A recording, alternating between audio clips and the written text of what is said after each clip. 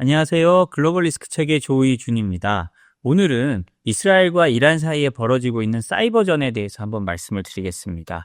사실은 이란이 이스라엘에 하고 있는 건 거의 없고요. 이스라엘이 정말 얼마나 뛰어난 나라인지를 또 보여주는 게 이런 사이버전인데요. 지금 이란의 거의 모든 인프라를 망가뜨려 가고 있습니다.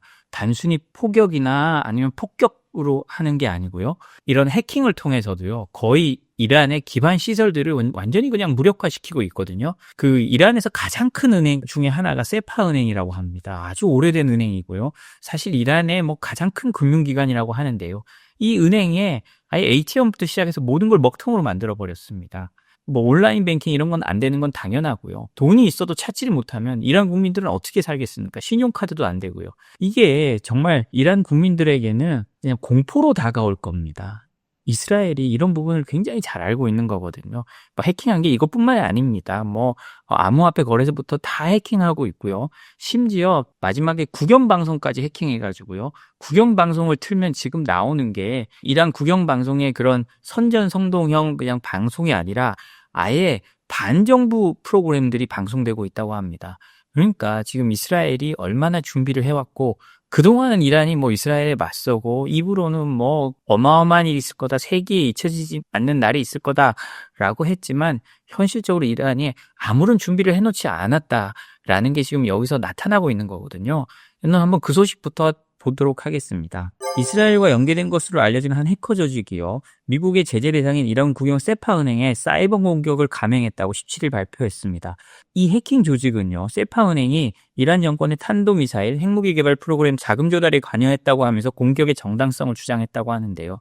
이거는 당연합니다. 가장 큰 은행이니까 이란에 있어서 가장 큰 은행 중에 하나니까 당연히 이란 군부랑 연결될 수밖에 이란 정부랑 연결될 수밖에 없는 거죠. 이란 당국과 연계된 것으로 알려진 해커 조직 곤제 슈케 다란데에는요. 지난 17일 자신들이 이란 국영 세파 은행에 대한 사이버 공격을 감행해 핵심 데이터를 파괴했다고 주장했습니다. 이 단체는요. 소셜미디어 플랫폼 X를 통해서 자신들의 행위를 공개하면서요. 세파 은행이 국제 제재를 우회해서 이란 국민들의 자금을 자신들의 꼭두각시 테러 조직, 탄도미사일 및 군사용 핵 프로그램에 사용하게 했다고 비판했습니다. 실제로 이란 은행의 그 온라인 서비스는 이날 오전 중단된 것으로 알려졌고요. 지금 저희가 방송 녹화하는 게 6월 19일이거든요. 한국 시간으로요. 아직까지 복구가 되어 있고 있지 않습니다. 홈페이지에 들어가 보면 홈페이지가 제대로 뜨고 있지 않거든요. 사이트에 연결할 수 없다는 게 계속 뜹니다.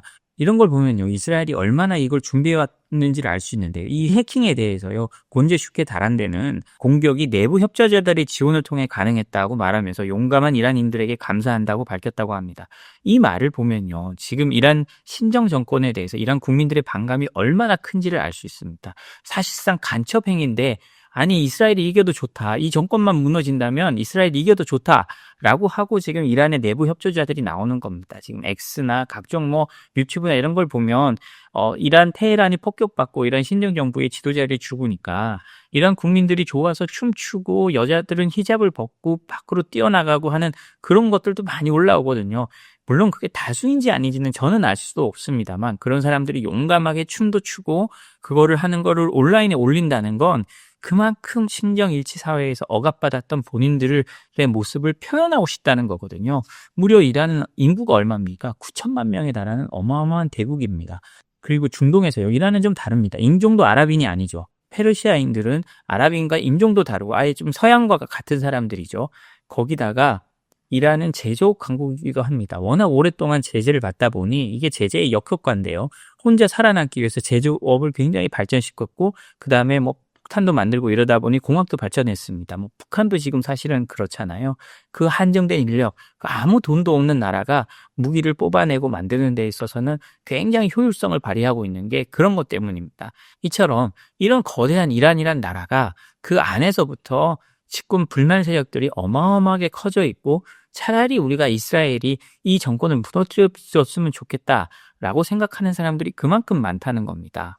세파 은행은요, 이란 최대 국영은행 중에 하나로 2019년 미국 정부에 의해 제재 대상으로 지정돼 있기도 합니다. 그렇지만 뭐 사실 이란은행이 이 제재 대상이 됐다는 거는 큰 의미는 없습니다. 왜냐? 국제 거래를 하기 위해서는 필요한데 이미 이란은행들은요, 뭐 북한과 마찬가지입니다만 모두 스위프트에서 배제되어 있는 상황이고요. 특히 큰 은행들은 당연히 해외 거래를 못하게 돼 있죠. 그래서 뭐 이게 제재가 돼 있고 안 돼 있고는 큰 의미는 없습니다만 어찌됐든 이 국내에 있어서는 세파은행이 굉장히 큰 은행으로 이 국내망을 가지고 이란 국내 금융이 돌아가게 하는 데는 아주 혈맥과 같습니다. 지금 러시아도요, 스위프트에 퇴출되고 했지만 러시아 안에서는 신용카드를 쓰고 그다음에 교통카드를 쓰고 이런 데 전혀 문제가 없습니다. 왜냐하면 자체적으로 그 안의 망은 움직이고 있다는 거거든요. 이란도 그렇게 움직이고 있었는데 이번에 이 해킹 때문에요. 이란 사람들이 아주 기초적인 거래조차 못하게 생긴 겁니다. 이스라엘은 이 금융을 굉장히 잘 이용하는데요. 뭐 유대인들이 워낙 금융이나 이런 데 뛰어난 것도 있지만 이번에 가자 지구할 때도요. 무력으로 공격하고 했지만 팔레스타인 해방기구 쪽으로 들어가는 은행 거래를 최근에 끊어버렸습니다. 왜냐? 팔레스타인은요. 사실은 뭐 이스라엘에 한 거하고 하지만 중앙은행이었기 때문에 자기들만의 화폐가 없습니다. 그래서 뭐 이스라엘 돈을 당연히 많이 써야 되겠죠. 그럼 모든 돈이 거의 이스라엘에서 버는 거고 하니까요. 근데 그걸 끊어버리니까 지금 팔레스타인 사람들은 거의 고립돼서 돈을 만질 수가 없는 거예요. 통장에 돈이 있다고 해도 제대로 뽑을 수도 없고 이런 상황이 돼서 그 압박을 강화하고 있거든요. 이란도 똑같은 방식으로 하고 있는 겁니다. 그런데요.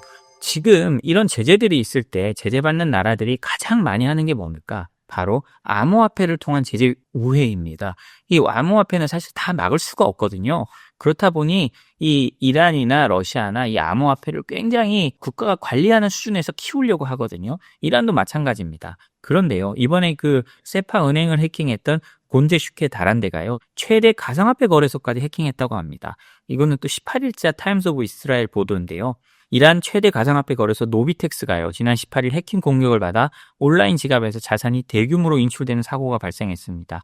노비텍스는 고객 자산 중 일부가 거래된 지갑에서 무단 접근을 탐지하고 관련 조사를 진행 중이라고 밝히고 웹사이트와 앱 운영을 일시 중단했다고 합니다. 공개된 블록체인 기록에 따르면 해커들은요, 여러 거래를 통해서 약 9천만 달러 상당의 가상화폐를 탈취한 것으로 나타났는데요. 유출된 자산에는 비트코인, 이더리움, 도지코인, 리플, 솔라나 등이 대규모로 포함되어 있었다고 합니다. 그리고 정보기관이다 보니 이거를 빼서 유용한 게 아니고요. 블록체인 분석업체 엘립틱에 따르면요, 해커들이 자산을 폐쇄형 지갑으로 이동시켜 소각 처리해서 사실상 유통 불가능하게 만들어버렸다고 합니다. 그냥 그거를 빼서 자기들이 쓰거나 그런 게 아니고요. 정부기관이 연계된 해킹 단체다 보니까 한 다음에 아예 그걸 없애버린 거예요. 아예 그냥 돈을 태워버린 겁니다. 그러면서 이 조직은요, 소셜미디어에 이란 정권의 테러 자금 조달과 제재 회피를 막기 위해 이번 공격을 단행했다라고 주장을 했다고 합니다. 그리고 세파은행 금방 해킹했다고 했잖아요. 그냥 단순히 해킹한 게 아니라 그 세파은행의 모든 데이터를 삭제했다고 주장하고 있거든요.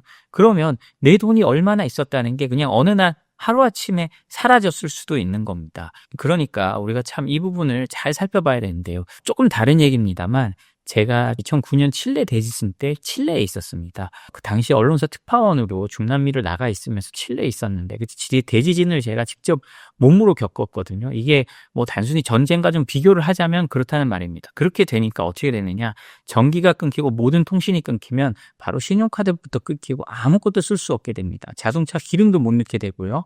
그러면 기존에 있던 기름을 가진 차들만 어느 정도 움직일 수 있게 되는 겁니다. 전기와 통신이 살아있는 지역으로 가야 움직이는데 그게 자동차도 없는 상황에서는 사실상 거의 불가능하거든요. 지금 이란도 아마 지금 거의 마찬가지인 상황으로 가고 있을 겁니다. 이럴 때는요, 현금밖에 남는 게 없습니다. 제가 그래서 항상 주변에도 말하고 하는 게 현금 50만 원 정도, 100만 원 정도는 가능하면 집에 둬고 있어라 라고 말을 합니다. 우리가 어떤 일이 어떻게 있을 수 있지 모르기 때문에 그 정도 현금은 보관해 놓고 있는 것이 본인의 안전을 위해서도 굉장히 중요하다는 거거든요. 이번에 이란에서도요, 국민들은요, 너무 불안에 떨 거예요. 자기가 갖고 있던 예금이 하루아침에 삭제돼 버리고 자기가 갖고 있던 비트코인이나 이런 것도 삭제돼 버리는 상황이 있을 수 있으니까요. 그래서 우리나라가 지금 아주 오랫동안 전쟁도 없고 이런 해킹 같은 거는 거의 없었으니까 우리는 안전하다고 생각하지만 유사시가 닥치면 어느 날 갑자기 무슨 일이 있을지 모릅니다. 그렇기 때문에 항상 이 부분을 늘 조심하시고 또 이런 거 데이터 백업 같은 것도 우리가 늘 받아놓는 게 굉장히 중요하다고 저는 생각을 합니다. 그런데요, 이번에 뭐 호르무즈 해협이 막힌다, 안 막힌다 얘기가 많잖아요. 이란에서는 이제 호르무즈 해협을 검문하겠다라는 얘기까지는 나오는데요. 뭐 완전히 막는 건 아니고 우리의 허락이 있어야 지나가도록 하겠다라고 하는데 앞으로 어떻게 전개될지는 모르겠습니다만 그럼 우리는 어떻게 해야 될까요? 호르무즈 해협을 통해서 우리가 수입하는 원유가요, 전체 원유의 70%가 넘습니다. 우리랑 똑같은 나라 하나 있습니다. 바로 일본입니다. 우리보다 1%더 높아서 아마 72%인가 73%인가가 호르무즈 해협으로 올 겁니다. 그런데요, 일본의 가장 큰 해운사 중에 하나죠. 상선 미쓰이가요, 여기에 대해 말을 했습니다. 중동 분쟁이 이렇게 격화되고 있는데 당신은 어떤 대책이 있습니까? 하니까요, 상선 미쓰이가 한 말이 아니요, 대책 없어요 라고 했습니다. 홍해와 달리 이 호르무즈 해협 쪽은 우회로가 없습니다 라고 상선 미쓰이가 답을 했는데요. 일본 2위 해운사 상선 미쓰이는요, 중동 지역 긴장이 고조되고 있는 가운데도 걸프 해역에서 정상적으로 운행하고 있다고 밝혔습니다. 하시모토 다케시 상선 미쓰이 최고 경영자는요, 말레이시아 쿠알라룸푸르에서 열린 에너지 현장 컨퍼런스에서요, 이같이 밝히면서 우리는 컨테이너선, 자동차 운반선, 화학 탱커 등 다양한 선박을 운영 중이라 운항을 줄이거나 중단하는 것이 매우 어렵다고 언급했습니다. 그는 후티 반군의 홍해 공격으로 인해 선사들이 희망봉 경로를 우회했지만 걸프만 해역에는 대체 항로가 없어 계속 운행하고 있다고 밝혔습니다. 후티 반군은 홍해 쪽에 있잖아요. 홍해 쪽에 있는데 여기는 차라리 수에즈 운하를 통해서 나가서 희망봉으로 멀리 돌아 나오면 됩니다. 차라리 그렇다면 이런 뭐 후티 반군이 사실상 해적질 같은 거를 피해갈 수 있는데 지금 걸프만 그리고 호르무즈 해협 있는 그쪽에서는 따르게 돌아갈 방법이 없다는 거예요. 호르무즈 해협은 약간 9km 정도 되는 해협이라고 합니다.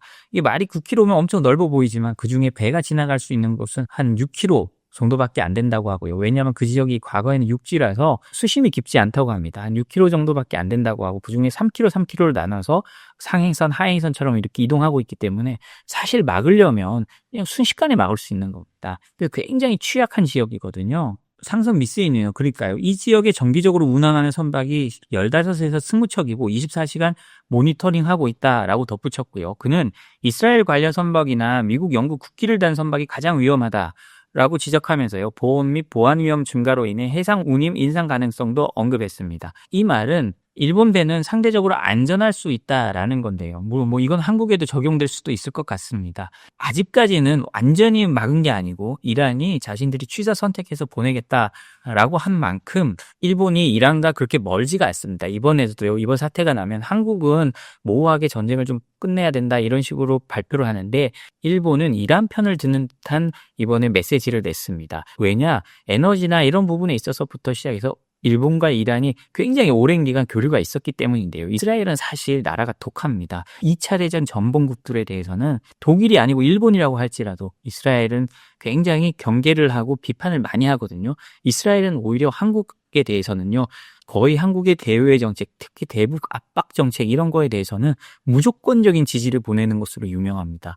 그래서 우리 외교적으로는요, 사실 이스라엘이 굉장히 중요한 부분인데, 그러나 또 우리가 에너지를 수입하고, 물론 지금 이란으로부터 수입하는 건 지금은 거의 없습니다만 어떤 관계가 개선이 됐을 때 또 경제적으로 어디가 더 중요하냐 하면 이란이나 이스라엘이나 굉장히 우리에게 중요한 파트너가 될 수 있거든요. 그렇기 때문에 우리는 약간 여기에 대해서는 좀 중립적인 입장을 취하고 있는 반면 일본은 오히려 좀 더 이란에 가깝게 입장을 내주고 있는 그런 나라 중에 하나입니다. 그리고 미쓰이 상선에 굉장히 큰 중요한 게 있죠. 바로 EU의 제재를 받았다는 건데요.